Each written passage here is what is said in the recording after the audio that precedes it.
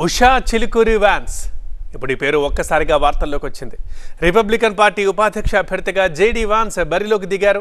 ఆయన సతీమణే ఉషా చిలుకూరి, భారతీయ సంతతికి చెందిన వ్యక్తి. జేడీ వాన్స్ని తమ పార్టీ తరఫున ఉపాధ్యక్ష అభ్యర్థిగా ట్రంప్ ప్రకటించడంతో వాన్స్ ప్రస్థానంలో కీలక పాత్ర పోషించిన ఉషా కూడా ఇప్పుడు హాట్ టాపిక్ అయ్యారు. అమెరికాలో ఉషా చిలుకూరి కుటుంబానికి ప్రాధాన్యత పెరగడం పట్ల ఇక్కడ విశాఖలో ఉంటున్న బంధువులు ఆనందం వ్యక్తం చేస్తున్నారు. ఉషా వాళ్ళ తాత సుబ్రహ్మణ్య శాస్త్రి రిటైర్డ్ ప్రొఫెసర్, ఏయూలో పనిచేశారు. శాస్త్రి సతీమణి శాంతమ్మ, ఆవిడ ఏయూలో రిటైర్డ్ ఫిజిక్స్ ప్రొఫెసర్. వయసు 94 ఏళ్ళు. రిపబ్లిక్ పార్టీ నుంచి అమెరికా ఉపాధ్యక్ష బరిలో జేడీ వాన్స్ ఉన్నారని తెలిసి శాంతమ్మ ఆనందంలో మునిగి తేలారు. జేడీ వాన్స్ అమెరికాలో హిందుత్వాన్ని వ్యాప్తి చేయాలని ఆమె ఆకాంక్షిస్తున్నారు. అక్కడి తెలుగు వారికి హిందుత్వంపై మరింత అవగాహన కల్పించి అభివృద్ధికి కృషి చేయాలని కోరుతున్నారు శాంతమ్మ. దీనికి సంబంధించి మరింత సమాచారం మా సీనియర్ కరెస్పాండెంట్ ఖాజా అందిస్తారు.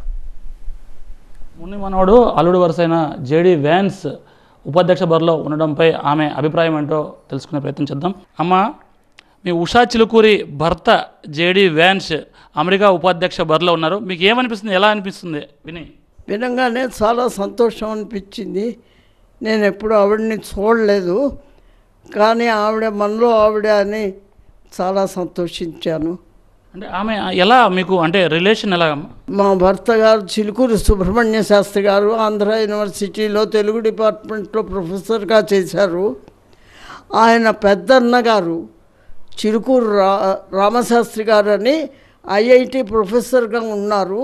ఇప్పుడు లేరనుకోండి, చనిపోయారు.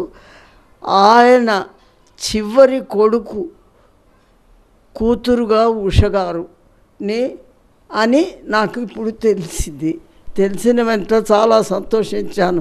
మనలో అమ్మాయి కదా అని. మ్యారేజ్ కూడా ఆవిడతో కలిసి చదువుకున్న ఒక ఫారినర్ని వివాహం చేసుకున్నారు.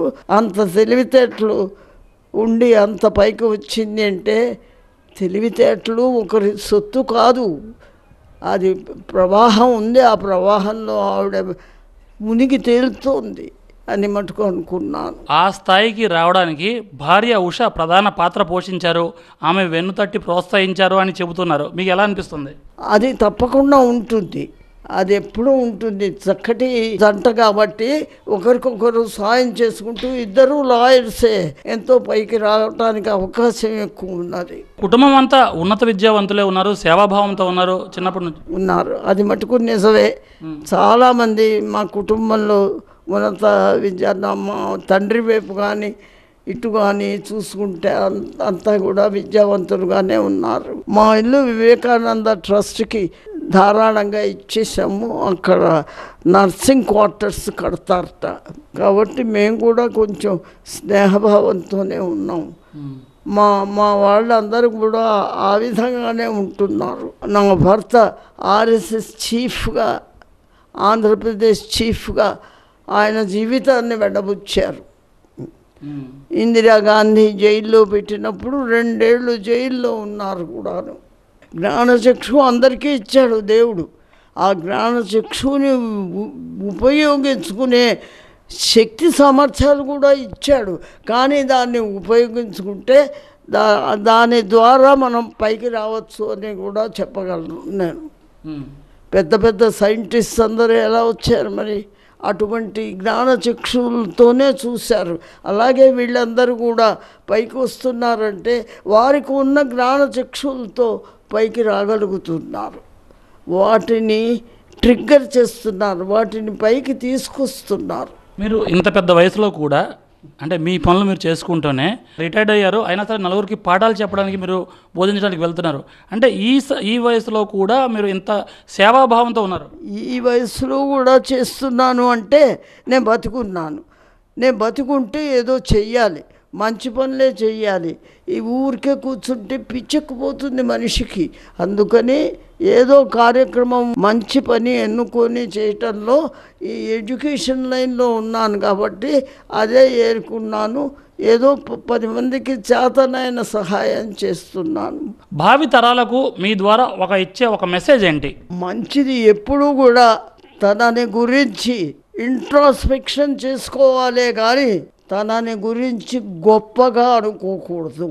తాను ఏం చేస్తున్నది చేస్తున్నది కరెక్టా కాదా అన్న భావంతో చూసుకుంటూ వెళ్ళాలి. కానీ నేను ఇంత గొప్పదాన్ని, నేను ఇంత ధనవంతురాల్ని, నేను ఇంత మాటకారిని, ఇలా వెళితే మటుకు పడిపోతుంది, మనిషి పడిపోతుంది. తక్కువ భావాలు ఇంకా లేకుండా పైకి తోసేసి పైకి అరిషడ్ వర్గాలన్నింటినీ దూరం చేయటానికి ప్రయత్నం చేస్తూ వెళ్ళాలి. అలాగే సమాజంలో ఏదన్నా చెడు ఉంటే అప్పుడు ఇది మంచిది కాదమ్మా, ఇలా చేయకూడదమ్మా అని చెప్పగలిగే స్థితిలోకి వెళ్ళాలి. నవంబర్లో ఎన్నికలు జరగనున్నాయి, అమెరికా అధ్యక్ష ఎన్నికల్లో. ఉషా చెలుకూరికి ఆమె భర్తకి మీరు ఎటువంటి శుభాకాంక్షలు చెప్తారు మా ద్వారా? ఆశీర్వాదమే. బాగా ఇంకా పైకొచ్చి మన హిందూ మతానికి చాలా సహాయం చేయాల్సి ఉంటుంది. మీరు అందరూ కలిసి ఏ విధమైన సహాయం చేస్తారో మీరు ఆలోచిస్తూ ఉండండి అంట. మీరు తప్పకుండా ఎన్నికల్లో వస్తారని మాకు ధైర్యం ఉన్నది. మీరు వచ్చినప్పుడు హిందూ మతంలో ఉన్న గొప్పతనాన్ని కూడా మీరు కొంచెం అక్కడ ఉన్న వాళ్ళకి చెబుతూ హిందువుల్ని పైకి తీసుకురావటానికి చూడండి.